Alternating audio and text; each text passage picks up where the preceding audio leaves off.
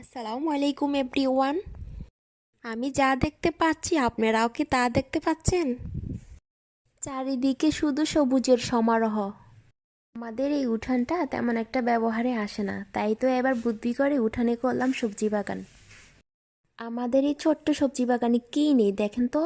মূলা থেকে শুরু করে পালং, পুঁই, লাল শাক, ধনেপাতা, সর্ষে পাতা, বেগুন, বরবটি সব কিছুই আছে মাশাআল্লাহ। এই যে এখানে একটা বেগুন গাছ দেখতেছেন, বন্যার সময় বেগুন গাছটার অবস্থা একেবারে খারাপ হয়ে গেছিল, আল্লাহ ওকে নেখায়া দিয়েছে, তাই ও এখনো বেঁচে আছে। আর আমাদের পালিত মুরগিগুলার হাত থেকে আমার সবজি বাগানের গাছগুলাকে বাঁচানোর জন্য চারিদিকে নেট দিয়ে ঘেরাও করে দিয়েছি, তা না হলে মুরগি সবগুলা খেয়ে ফিনিশ করে দিবে। আর এই যে দেখেন বেগুন গাছের পাশেই আমার বরবটি গাছ, তার পাশে আছে আমার পুঁইশাক গাছ।